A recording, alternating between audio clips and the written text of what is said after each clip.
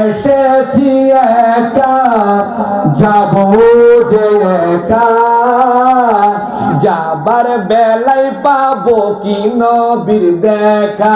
জুড়ে এসেছি একা যাব যে একা, যাবার বেলায় পাবো কি নবীর দেখা। যাবার বেলায় পাবো কি নবীর দেখা। মনে মনে সর্বক্ষণে গাই নবীর দুরুদ মধুমাখা। যাবার বেলায় পাবো কি নবীর দেখা। যাবার বেলায় পাবো কি নবীর দেখা। এসেছি একা যাবো যে একা, যাবার বেলায় পাবো কি নবীর দেখা। যাবার বেলায় পাবো কি নবীর দেখা। এই হৃদয়ে হৃৎপিঞ্জরে লেখায় আছে নূর নবীর নাম। তাই তো আমার প্রতি দমে দমে গাই শুধু নবীর দুরুদ সালাম। উম্মতের কান্ডার নবী আমার আকা।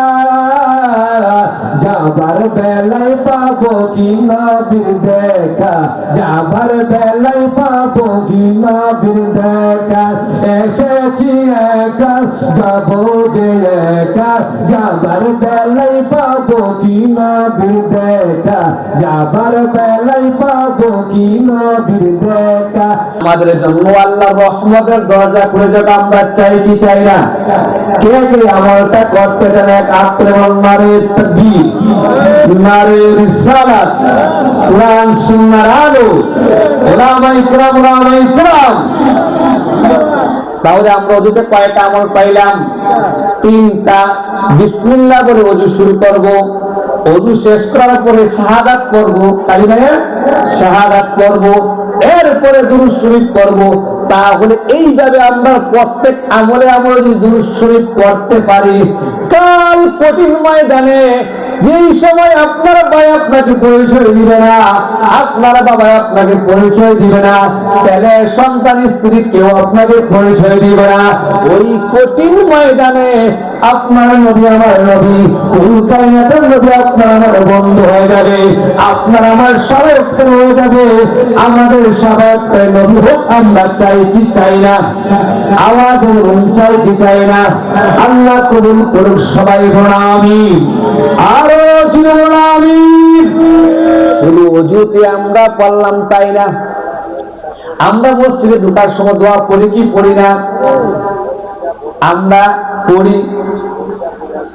এক হাদিসের অর্ধেকটা আমরা আমল করি। এক হাদিসের মধ্যে আছে আপনি আগে দুরূদ শরীফ পড়বেন, তারপরে বলবেন আল্লাহুম্মা ইফতাহ লি আবওয়াব রাহমাতিক। তাহলে যদি আমরা শুধু করি আল্লাহুম্মা ইফতাহ লি আবওয়াব রাহমাতিক, তাহলে হাদিসের প্রথম অংশ বাদ পড়লো কি পড়লো না? পড়ছে কিনা? তাহলে নিয়ম হচ্ছে, হাদিস দ্বারা প্রমাণ হচ্ছে, মুসলিম শরীফে হাদিস দ্বারা প্রমাণ হচ্ছে, আগে দুরূদ শরীফ, তারপরে বলবেন আল্লাহুম্মা ইফতাহ লি আবওয়াব রাহমাতিক। এই হাদিসে দুইটার কথা আছে। আর আরেক হাদিসে আসছেন, আপনি আপনার ঘরে প্রবেশ করেন, যেই জায়গায় প্রবেশ করেন না কেন, সর্ব জায়গায় ডাইন পাও দিয়ে বিসমিল্লাহ বলে প্রবেশ করুন। সুবহানাল্লাহ। আল মাসজিদু ইলাল্লাহ, মসজিদ আল্লাহর ঘর। আল মসজিদু বাইতুল্লাহ, মসজিদ আল্লাহর ঘর। তাহলে মসজিদ যদি আল্লাহর ঘর হয়, আল্লাহর ঘরে আমরা শয়তান নিয়ে প্রবেশ করব না, শয়তান মুক্ত। আমরা কি শয়তান যুক্ত যাব না শয়তান মুক্ত? তো শয়তান মুক্ত মসজিদে প্রবেশ করতে হলে কি করতে হবে? বিসমিল্লাহ পড়তে হবে। কেননা আল্লাহ হাবিব সাল্লাল্লাহু আলাইহি ওয়াসাল্লাম বলেন, যে ব্যক্তি তার ঘর বিসমিল্লাহ বলে প্রবেশ করবে ডাইন পাও দিয়ে, এবার শয়তানের রাজা বলে আজকের জন্য এই ঘরের মধ্যে তুমি শয়তানের প্রবেশ করা হারাম হয়ে গেছে। সুবহানাল্লাহ। তাহলে আমরা ঘরে কিন্তু শয়তান নিয়ে ঘুমাইতে পারি, আবার ঘরের মধ্যে শয়তান ছাড়াও চাইতে পারি। তো বিসমিল্লাহ আপনি ঘরে প্রবেশ করতে না, সর্বজায়গায় বিসমিল্লাহ করবেন। হাদিসে পাকের মধ্যে আছেন, আল্লাহর হাবিব সাল্লাল্লাহু আলাইহি ওয়াসাল্লাম একদিন কিছু সাহাবাইকে নিয়ে খানা খাচ্ছেন। একটা পাগল আসতেছে দৌড়াইয়া, এই যে পাগলটা একটা কোন লোককে যদি কোন লোক পিছন দিয়ে মারার জন্য সেই লোকটা ওই লোক থেকে বাঁচার জন্য যে আগ্রহ নিয়ে তার জানকে রক্ষা করার জন্য দৌড় দেয়, এমন ভাবে দৌড় দিয়ে আসে, আল্লাহ রাসূল সাল্লাল্লাহু আলাইহি ওয়াসাল্লামের যে খানার বর্তমানে হাত দিলেন, নবী সাল্লাল্লাহু আলাইহি ওয়াসাল্লাম হাতের মধ্যে ধরে নিক্ষেপ করলেন। সাহাবী ইয়া রাসূলুল্লাহ, সে তো পাগল ছিল, তার হাতটা কেন নিক্ষেপ করলেন? বলে আমি যা দেখি তোমরা তা দেখো না, আমি তো একটু শয়তান, আমরা বিসমিল্লাহ বলে খানা খাচ্ছিলাম, এই কারণে শয়তান আমাদের সঙ্গে যুক্ত হতে পারছিল না। এখন যখন ওই পাগলের মাধ্যমে শয়তান মাধ্যম হয়ে আমাদের বরকতি খানাটা নষ্ট করার জন্য আসছেন, সুবহানাল্লাহ। তাহলে ওতে খানা শুরু করতে হয়, বিসমিল্লাহ বলতে হয়। এই বিসমিল্লাহ বলে খানা শুরু করলে শয়তান আপনার সঙ্গে খাইতে পারে না। এখন খানা শুরুতে আপনি বিসমিল্লাহ বলে গেলে কি করতে হবে? স্মরণ হওয়ার সঙ্গে বলতে হবে বিসমিল্লাহি আউয়ালাহু ওয়া আখিরা, এটা করতে হবে। এক সাহাবী বিসমিল্লাহ বলে যাইয়া খানা খাচ্ছিলেন, হঠাৎ করে অল্প খাবার ছিল, স্মরণ হয়ে গেল আমি তো বিসমিল্লাহ বলা ভুলে গিয়েছি। সাথে সাথে সাহাবী বলল বিসমিল্লাহি আউয়ালাহু ওয়া আখিরা। এবার আমার নবী মুস্কি হাসি দিয়ে ফেললেন। সাহাবী বললেন ইয়া রাসূলুল্লাহ, আপনি কেন আসলেন? আমার নবী কয় সাহাবী, আমি যা দেখি তুমি তা দেখো না। তুমি যে বিসমিল্লাহ না বলে খানা খাচ্ছিলে, তোমার সাথে শয়তান যুক্ত হইয়া খানা খাচ্ছিল। যখন তুমি বিসমিল্লাহি আউয়ালাহু ওয়া আখিরা বললে, শয়তান দুইটা আঙ্গুল এমন করে তার মুখের ভিতরে প্রবেশ করাইয়া যা খেয়েছিল সবগুলা ভূমি করে বাহির করে দিয়েছে। সুবহানাল্লাহ, আল্লাহু আকবার। তাহলে বিসমিল্লাহ বলে খাবো নাকি বিসমিল্লাহ না বলে খাবো?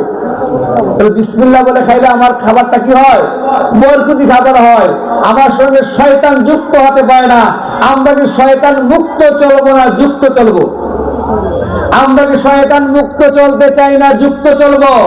আমরা শয়তান মুক্ত চলবো। এই শয়তান মসজিদে যায় কি যায় না? যায়নি তো। মসজিদে যাওয়ার সময় বিসমিল্লাহ পড়তে হয় না? এই জন্য আমরা দোয়া পড়ি, আমরা যেভাবে দোয়া পড়ি বিসমিল্লাহি বিসমিল্লাহি ওয়াসসালাতু আসসালামু আলা রাসূলিল্লাহ আল্লাহুম্মা ইফতাহলি আবওয়াব রাহমাতিক, ওইখানে আছে ওই হাদিসে পিড়াকে পিড়ে বলে এসমা কিয়া। ওই হাদিসের মধ্যে রয়েছে আগে দুরূদ শরীফ তারপরে দোয়া, আর এই হাদিসের মধ্যে রয়েছে কি বিসমিল্লাহ। তো আমরা দুই হাদিসের উপর একসাথে আমল করতেছি। এই পদ্ধতিটা হচ্ছে বিসমিল্লাহি ওয়াসসালাতু আসসালামু আলা রাসূলিল্লাহ আল্লাহুম্মা ইফতাহলি আবওয়াব রাহমাতিক। তো আজ থেকে আপনারা এই দোয়াটা পড়তে চান কি চান না? এই দোয়াটা করে মসজিদে প্রবেশ করবেন। এক নম্বরে শয়তান মুক্ত মসজিদে প্রবেশ করবেন। দুই নম্বরে দুরূদ শরীফের ফজিলত আপনার আপনার নামে লেখা হবে। তিন নম্বর আপনার আল্লাহুম্মা ইফতাহলি আমাদের আল্লাহর রহমতের দরজা আপনার জন্য খুলে যাবে। উচ্চ আওয়াজে সুবহানাল্লাহ, আল্লাহু আকবার। তাহলে আমরা বিসমিল্লাহ পড়ে মসজিদে ঢুকবো। কোথায় ঢুকবো? মসজিদে ঢুকবো। বিসমিল্লাহ পড়বো, তারপরে দুরূদ শরীফ, তারপরে কি আমরা দোয়াটা পড়বো। তাহলে এইভাবে পড়লে আল্লাহর রহমতের দরজা আপনার আমার জন্য খুলে যাবে। তাহলে আমরা কিন্তু আল্লাহুম্মা সাল্লি আলা সাইয়্যিদিনা মাওলানা মুহাম্মদ ওয়া আলা আলি সাইয়্যিদিনা মাওলানা মুহাম্মদ। ও আমার বাবারা, ও আমার বন্ধুরা, আমার আল্লাহ তো এক আল্লাহর পরিচয় দিয়েছে আপনাকে আমাকে।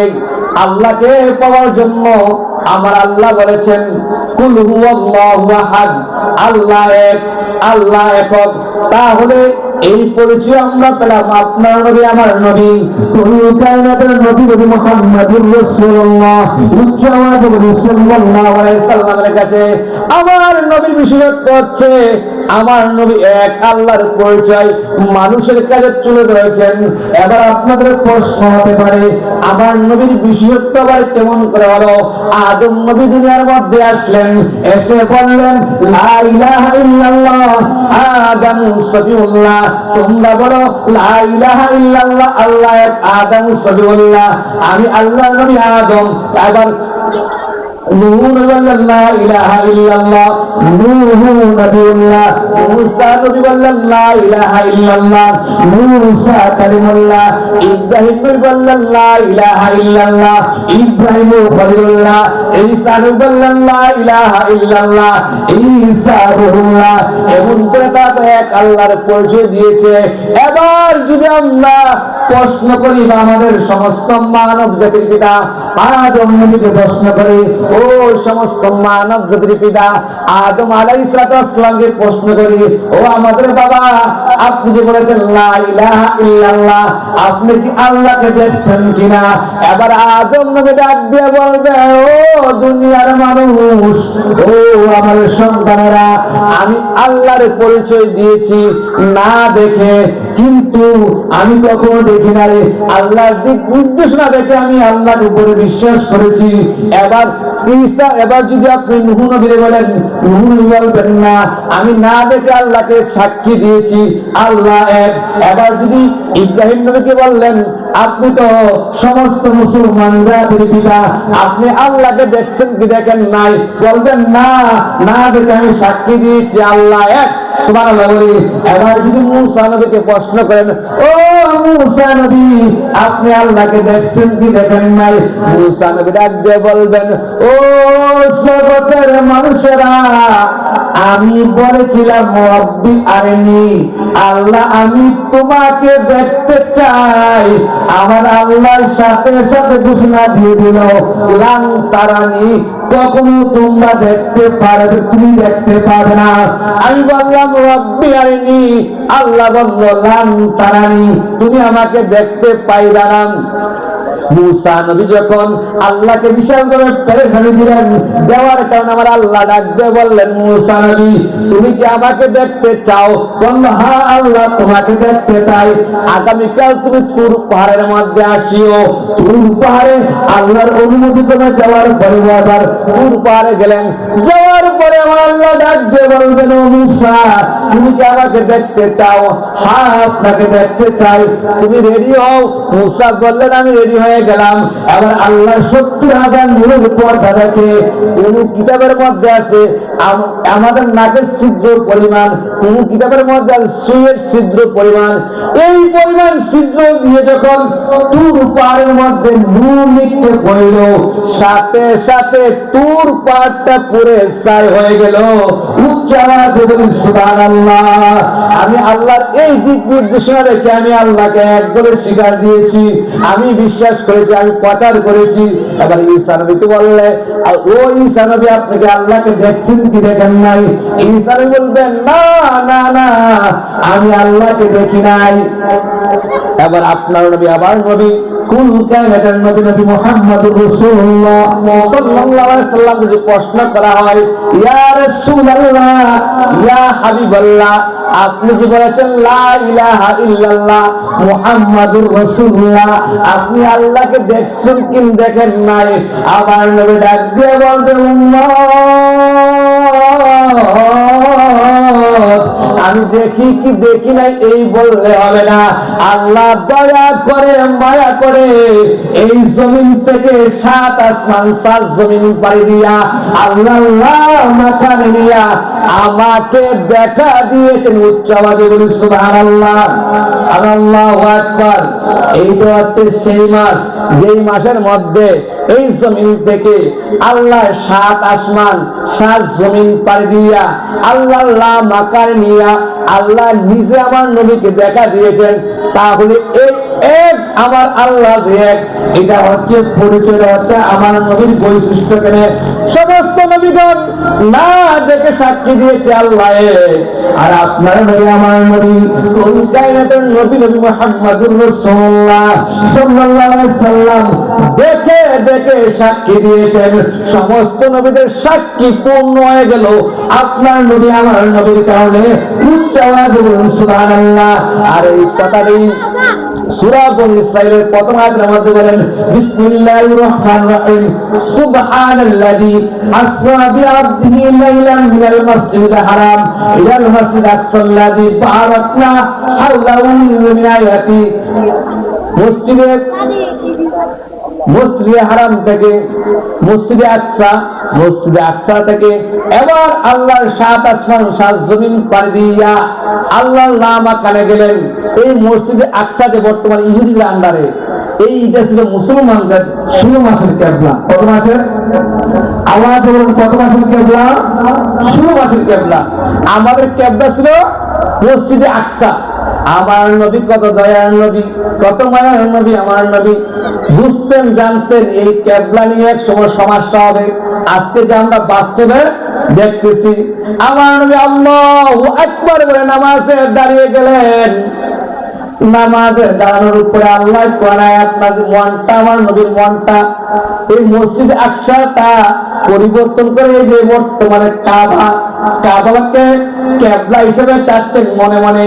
সাথে সাথে আমার আল্লাহ সূরা বাকারার মধ্যে 2য় পারায় কোরআন আয়াত নাযিল কদ নারা তাকাল্লুবা ওয়াজহিকা ফিস সামাই ফালা নুওয়াল্লিয়ান্নাকা কিবলাতান তারদাহা। ইয়া রাসূলুল্লাহ, ইয়া হাবিবাল্লাহ, আপনি কিবলা পরিবর্তন করেন, কিবলা পরিবর্তন করেন। আপনার মনে যেই কাবাকে কিবলা বানাইতে চায় সেই দিকে ফিরে আপনি নামাজ আদায় করুন। সুবহানাল্লাহ।